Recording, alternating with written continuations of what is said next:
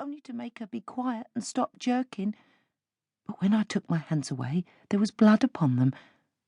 I think she must have bitten her own tongue or made her nose bleed. I did not even know it for blood at first. It looked so black and seemed so warm and thick, like sealing wax.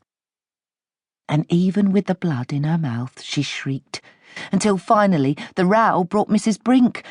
I heard her footsteps in the hall, and then a voice that was frightened. She called, "Miss Dawes? What is it? Are you injured? Are you hurt?" And when Madeline heard that, she gave a twist, then cried out, clear as anything, "Mrs. Brink! Mrs. Brink! They are trying to murder me!" Then Peter leaned and hit her on her cheek, and after that she lay very quiet and still. Then I thought we really might have killed her. I said, "Peter, what have you done? Go back! You must go back!" But as he stepped to the cabinet, there came a rattling at the handle of the door, and Mrs. Brink was there. She had brought her own key with her and had opened the door with that. She was holding a lamp. I said, "Close the door. Here is Peter, look, and the light is hurting him." But she said only, "What has happened? What have you done?" She looked at Madeline lying stiff upon the parlour floor with all her red hair about her, and then at me in my torn petticoat, and then at the blood upon my hands, which was not black now, but scarlet. Then she looked at Peter. He had his hands before his face and was crying, "Take the light away." But his gown was open and his white legs showed, and Mrs. Brink would not take the lamp away until at last it began to shake. Then she cried, "Oh!"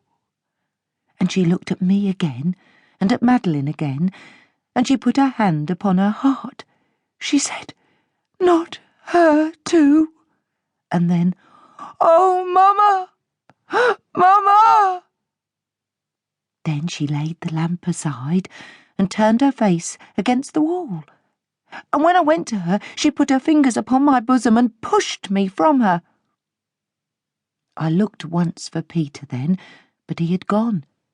There was only the curtain, dark and shivering, and marked with a mark of silver from his hand. And after all, it is Mrs. Brink that has died, not Madeline. Madeline had only fainted, and when her maid got her dressed, she took her to another room, and I heard her walking about and crying there. But Mrs. Brink grew weaker and weaker, until finally she could not stand at all. Then Ruth came running, calling, "What is the matter?" And she made her lie upon the parlour sofa all the time, pressing her hand and saying, "You will soon be well, I am sure of it. Look, here am I, and here is Miss Dawes that love you." I thought that Mrs. Brink looked then as if she longed to speak but could not, and when Ruth saw that, she said we must send out for a doctor. Then she stayed holding tight to Mrs. Brink's hand while he examined her, weeping and saying she would not let it go. Mrs. Brink died soon after. She never said another word, Ruth said, except to call again for her mamma. The doctor said that dying ladies very often do become like children. He said her heart was very swollen and must always have been weak. He thought it a wonder she had lived so long as this. He might have gone then and not thought to ask what startled her, but Mrs. Sylvester came while he was here, and she made him go and look at Madeline.